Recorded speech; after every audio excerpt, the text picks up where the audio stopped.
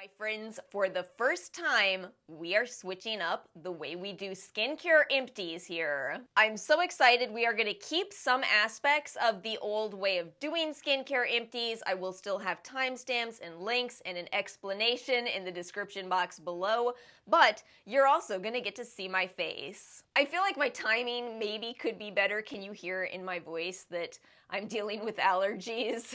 Ari and I have both been dealing with allergies, so yes, I have a little bit of a different voice in today's video, a little more Phoebe-esque, you might say. I won't sing, I promise. We're still gonna do skincare empties, and we are gonna also chat about how long it takes to finish skincare products. I've said before that when I do these empties videos, I feel like a theme kind of emerges, but I am going into this video with a theme already planned. And I'm gonna add one new category, a category that is deeply disappointing for me. Products that I'm actually tossing. Yes, throwing away. Well, recycling to the best of my ability, if these can be recycled. I might be wish cycling. Oh no, I hope not. But let's start this video with these products that just absolutely failed me. And unfortunately, that does mean starting with a product that I have called one of my favorite products of all time. I am so disappointed to tell you that the Bubble Daydream Tone and Texture Serum broke on me. I mean, it's not like it just broke one day. I dropped it in the sink, but I cannot come back from what happened. I thought I could. I dropped this bottle in the sink, pulled it out, and went, "'Tis but a scratch." No, you can see product actually leaking out. I cannot use this. And so it forced me to try other products, including the Regelica Essence that I talked about in this month's New in Skincare. Oh my goodness, I love that essence so much. And honestly, even though Bubble is a drugstore brand, in terms of price per ounce, the Regelica is actually more affordable. So I'm not immediately going to run out and repurchase this. I still may in the future. It really worked well for me for a long time. But for now, it's very frustrating when bottles break, you know, it's very frustrating. Let me know in the comments if you share my frustration, if you've ever dropped a product and then just, you know, been pretty heartbroken, even if it's affordable. The other miss for me this month, or 2.5 months really, is the Elemis Pro Collagen Eye Revive Mask. This just went bad. Really what I should say is I think the oils in this went rancid. I don't know why I just smelled this. I don't know why I just smelled this. I'm already having bad allergies. I actually had you watched me have a moment there where I was not sure. We almost had the presence of some bodily fluids on this channel. I'm so glad we got through that. Anyway, I'm tossing this. It does have some sunflower oil in it, and I'm guessing the sunflower oil just went rancid, and it is not okay smelling anymore. No, ma'am. I was also reading through reviews on that product, and it seems a lot of people kind of didn't love it, so I feel like I maybe am not missing out on anything. I think I got that as one of my Elemis gifts with purchase, which they did start doing again. I am very glad to tell you that. Let's move into the cleansers and toners section. I am so proud of myself for finishing a cleanser. It is hard for me to finish a cleanser. I was thinking about have you seen those graphics that people make, that influencers often make, brands make, of how much product to use? I'll put one up on the screen so you get an idea. I have no idea why consistently these infographics tell you to use a lot of cleanser, because it's the exact opposite for me. For me, I need a tiny amount of cleanser. I need less cleanser than I need of moisturizer, and maybe it's my skin type, but yes, this has been a very consistently true thing for me, so it takes a long time to finish a cleanser. I did manage to finish I think this is the 2022 version of the Rovectin Skin Essentials Conditioning Cleanser. So this has such a long story to it. They sent me this one. I had bought this product in, 2021. I really liked the original. I noticed that this looked different when it arrived. My old bottle kind of had a little bit of a yellow color to it. This one is clear. And I noticed that this newest version also feels more gentle. It feels like it foams less, which is good for my dry skin type. And if you don't know about Rovectin, that's kind of their whole thing. They're supposed to be a more sensitive skin friendly brand. I really liked the reformulation. I was thinking about buying another bottle, and when I went to Yesstyle, I saw that this too looks different. Do we have to change packaging every year? Every year? And what is this sad beige aesthetic? Why does everything have to look like Kim Kardashian's mansion? If you can't tell from my background, I'm not the biggest fan. To each their own, right? Have you seen the new Innisfree packaging? Oh. Anyway, I've got enough cleansers, so we're just gonna finish what I have, but I will admit, I liked this. I liked this reformulation. We can just keep it there, Rovectin. It doesn't have to keep changing. Leave it. Leave it alone. I finished 3 toners, which, as you may know, is actually impressive for me. That's only 3. The reason that I go through a lot of toners is because I make my own sheet masks. I have a video all about how I do it, and I make them from toners. The Pyongkang Essence Toner has been a long-running favorite for me. Very short, simple ingredients list that appeals to my sensitive skin. Pyongkang is another brand that, at this point, I should say started as a brand for sensitive skin. Y'all have asked me to review their latest release, and I can't. It has my allergens in it. I don't know what they're doing. They started changing things up. I guess it was maybe last year, maybe the year before, but I liked the old Pyongkang. This lasted me a while, even with making sheet masks, because it is 6.8 fluid ounces, and oh, how that just tells you that you really can't tell much from looking at the packaging alone. This COSRX is 5 fluid ounces, and this is almost 7.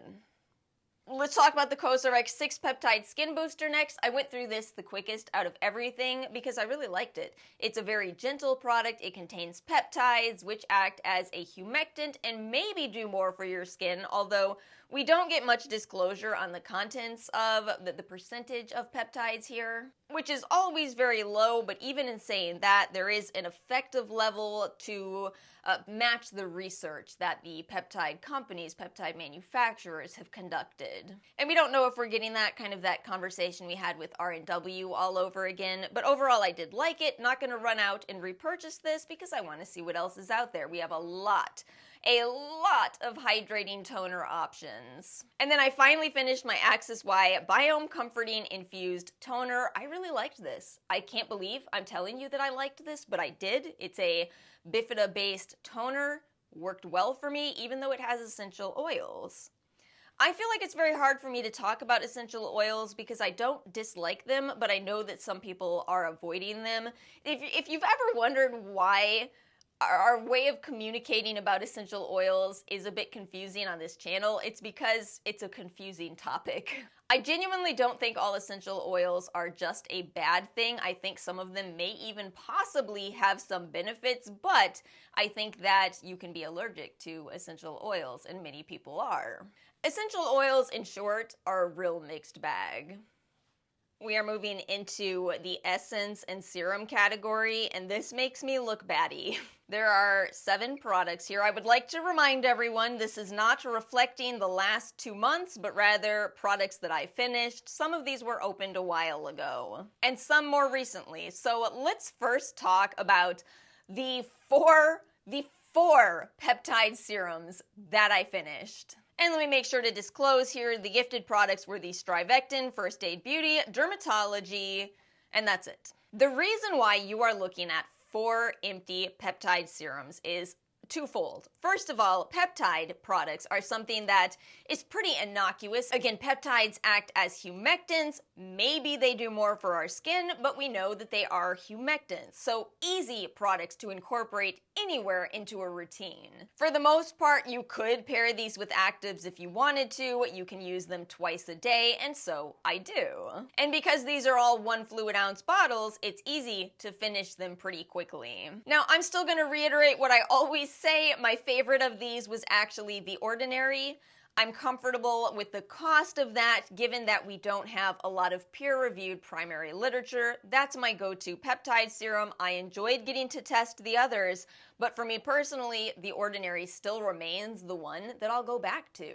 And then if you look at these other 3 serums, it is very interesting that I would call these all my treatments. I find the R&W 4-terpenol serum as well as the Peach Slices Redness Relief Azelaic Acid Serum to be very helpful for managing breakouts. And the Skin Food Royal Honey Propolis is a product I like to use for bouncing back. It's a really great reparative product and the largest product here, as that one is 50 milliliters, 1.7 fluid ounces. So I think you can see how I might have finished 2 fluid ounces of treatment products, but only 1.7 fluid ounces of my recovery product. I probably used almost the same amount of those. You also know that anytime you see someone do this with the product, they really enjoyed it. And I really enjoyed this Peach Slices Azelaic Acid Serum. In all truth, I've decided to just stick with the Costa Baja Azelaic Acid. It's behind me right now. I don't know if you can see it over here. I grabbed it so this conversation can be more meaningful. So this tends to cost less. This costs about double. And this is something about the way my brain works. I am willing to spend more money trying expensive products, but you might notice that the one I return to tends to be the one that is more affordable. Is anyone else this way? Does anyone else think this way, where you'll try something more expensive, but if it didn't blow you away, why buy it again? And that's what I'm getting at here. I liked this. I actually prefer the texture of this to the Costa Baja. But in terms of results, I feel they compare. So I am willing to save a little more money and, just go with the product where it's fine in terms of texture. Not a favorite, but I like the results. We're moving on to the moisturizer and oil category, and I would just like to say I don't know what happened. How we have 7 serums, kind of more when we get to the treatment section, and one moisturizer, 1 fluid ounce moisturizer. What have I been doing? Bouncing around a lot is the answer. Bouncing around a lot in the moisturizers that I've been using. So we only have 1. I finished my Perricone MD Cold Plasma Plus Intensive Hydrating Complex, the small size. I like that product, but it's very expensive, and we kind of just had a chat about this. I also finished an oil, and this is an interesting one. This is one of my freebies that I chose through Yesstyle, the Keranology 95 Re-Blue Night Facial Oil with Blue Tansy. That's the mini size. It still took me, I think, over a year to finish that.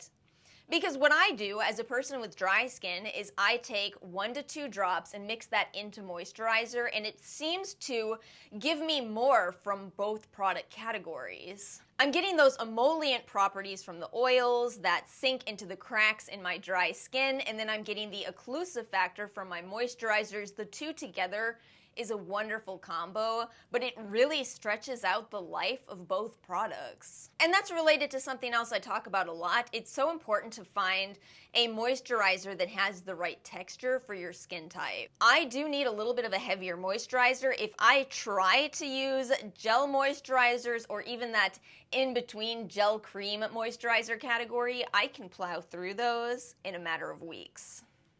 And we have the category of sunscreens, which is also very interesting because I bought another Ginseng Moist Sun Serum from Beauty of Joseon, and I already plowed through it. Already, I think I might have to admit to myself that that is my favorite sunscreen, but as I've said, it's my favorite sunscreen because I like it as a primer. And one thing with sunscreen is you can really plow through sunscreen. It's a product category where it depends a lot on your lifestyle. Are you somebody going into a warehouse with no windows all day? Or are you somebody who works outside? Maybe you're somebody who sits directly by a window. You need to reapply sunscreen through the day, so you can go through sunscreen very quickly. I also finished another Round Lab sunscreen. This used to be one of my absolute favorites. I like how moisturizing it is. I don't need moisturizer every day when my sunscreen is also very moisturizing. That was something that really surprised me to figure out because I'm a very dry skin type person. But yes, a very moisturizing sunscreen can be your moisturizer. And then I finally finished a mineral sunscreen from Make Prim, the UV Defense Me Calming Sun Cream. I think I was sent this through Stylevana. I think so. I don't love zinc sunscreens anymore, but they do still have a place for me. I have noticed that when my skin barrier is a bit compromised, it can still sting to use even the best chemical filters on top of that. So again, it has a place. I just really don't like wearing these kind of products on their own. This one did work nicely under makeup. It did make me look a little ghostly until I put makeup on top of it, and that's a lot of what took me so long to get through this product. We kind of have a lot in the lips and eye category, so let's start with the eye creams first. I finished another Mary & May tranexamic acid and glutathione eye cream. The only reason I finished this 1 fluid ounce eye cream is because I also used it on my face. 1 fluid ounce of eye cream is so much product, and what you should know as a skincare customer is that brands size their products so that you, as the customer, are able to use them for a good enough period of time. Not too long, not so long that the product could go bad, but also not such a short period of time that you feel like you didn't get your money's worth. There's not really a lot of meaning aside from that, and that's why, for example, body creams come in gigantic packaging, because you will probably finish a body cream more quickly than you will even 0.5 fluid ounces of eye cream. And that's why Western brands tend to size their eye creams to 0.5 fluid ounces. This is the Alpen Plant Genius Line Filling Eye Balm, an absolute beautiful texture to apply. I still love Alpen's textures. I've noticed the brand has finally really picked up in kind of the more natural communities, which makes sense for them. And then I have 3 lip balms, and these are in a bit of a direct contrast to what I was just talking about, minus the Toradin. First of all, I did receive the Lawless and the Pharmacy NPR.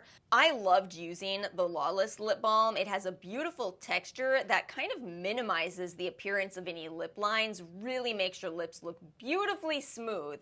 However, this is only 0.11 fluid ounces. That is small. That is a tiny lip gloss in big packaging. So I noticed they came out with a jumbo size, queen size maybe they're calling it. Is it queen size? That sounds like a bed. Okay, the jumbo size is 0.19 fluid ounces. So if you do love this product, it might really be more worth it for you to buy the jumbo size. Now, the Pharmacy here is 0.34 fluid ounces, this lip smoothie apple. The problem with this is that I feel in general, when you get a lip balm in a pot like this, it's a little bit more occlusive. This is pretty lightweight on your lips. It really feels more like almost a lip oil, kind of. Which is to say it didn't last on my lips very long, which by extension means this didn't last me very long. I liked it. It smells nice, and weirdly, it smells nice but doesn't have a flavor to it. But I just went through it really quickly, which means actually my favorite of these would be this Toradin Solid In Lip Essence. It is a beautiful lip balm, glossy lip balm, a little bit lightweight, and 0.37 fluid ounces, usually around $5 to $7 for this. This is good. And my final category for this video is treatments, masks. Let's start with some eye care. I finished off another Pyunkang Black Tea Time Reverse Eye Patch. I would have to say these are my favorite eye gels. I don't understand what's so special about these. I've always felt that all eye gels are just, you know, a little hydrating, maybe slightly moisturizing for your under eye area. But these, I feel like these actually, the hydration lasts. It must simply be a brilliant formula. And then I've talked a lot about these, the Look At Me, there's the brand name, Look At Me Hydrogel Eye Patches. These are sticky eye patches, so what I like to do with them is put a serum on under my eye area. It doesn't necessarily have to be an eye serum. Some of you may find that works better for you, but you may also be able to use a serum. And then just stick those on, leave it on, get the most from your serum, because otherwise the ingredients in this are kind of just okay. I didn't find these do a lot for me on their own, is what I'm saying. But I like the sticky gel eye patches. I've always liked those. I loved the Skin Iceland, but it's very expensive. And like I already said in this video, I try to spend less when I'm repurchasing items. Kind of have a lot of acne care, including the I Do Care. Here's the Tea Tree sheet masks. So I bought those. I bought a lot from I Do Care in their Black Friday sale, and I am so Saddened because I feel pretty certain that this is going to get discontinued, even though this is my favorite sheet mask. I know that these are not going to be for everybody because this is a tea tree oil product that also has fragrance in it, but it also has 4-terpenol, which I love as an ingredient, and wow, in a mask, I just felt like this does so much for me. It really helps my skin to reduce breakouts, to bounce back. These are on secret clearance at Ulta. I noticed it's $11 for 10 of these when they originally retailed for $22. But I don't buy them yet. Don't buy them. We gotta have some solidarity here because I'm hoping that Ulta does that 50% off their secret clearance and then I can stock up on them for $5.50. Oh, I will stock up too. I will stock up because I don't think those are going to continue. That's so sad. Have you ever had a product that it's kind of a controversial favorite and you worry that it's going to get discontinued? That's me with both that and the Beauty of Joseon sunscreen. I also bought their Timeout Blemish patches, and I finished these before I finished the larger size.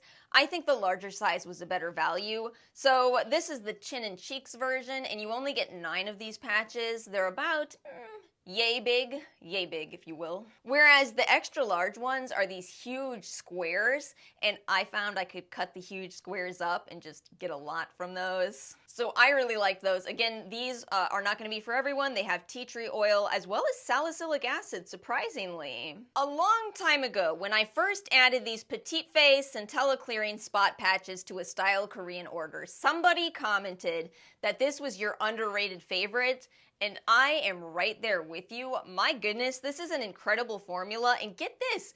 This too has salicylic acid. We don't see salicylic acid that much in K-beauty. You tend to see LHA instead. Maybe, what's the betaine salicylate. That's the ingredient I was thinking of. You tend to see that instead of salicylic acid. Salicylic acid is more potent. That is paired with, again, tea tree oil, as well as asiatic acid, medecasic acid, and asiatic acid. These are amazing, and they're kind of thinner, too. These are really good patches. And 2 more products, and I feel so strange putting these last in the video because you always know that with all YouTube videos, some people have left the building before you get to the end. Those people that already left are missing my 2 most high-impact acne care products in this entire video. I love these so much. La Roche-Posay Effaclar Adapalene Gel 0.1% Acne Treatment. It is truly phenomenal to think that this adapalene ingredient at 0.1%, 0.1% has been the best thing I've ever done for my skin. I feel like it flies in the face of all of that mentality that more is more. You know, you need 20%, no, 50%, you need 300% tret. Oh God, can you imagine though? Oof. You don't though. It all comes down to every ingredient individually, and with adapalene, 0.1% is a fantastic level that I still to this day only use every other day. So it took me a long time to finish this. There's some video where I came in and said, oh, how many uses do I have left of this? 3. I was wrong. It was more like 9 to 10. This lasts for so long. It is not expensive, and I switched to Walgreens brand. I'm saving even more money. Best thing I ever did for my skin. A strong retinoid. Best thing. And then of course this Lion Para cream. This stuff is incredible. I feel like this fights inflammation for me like nothing I've ever tried. So glad we tried some J-Beauty products. So glad for it.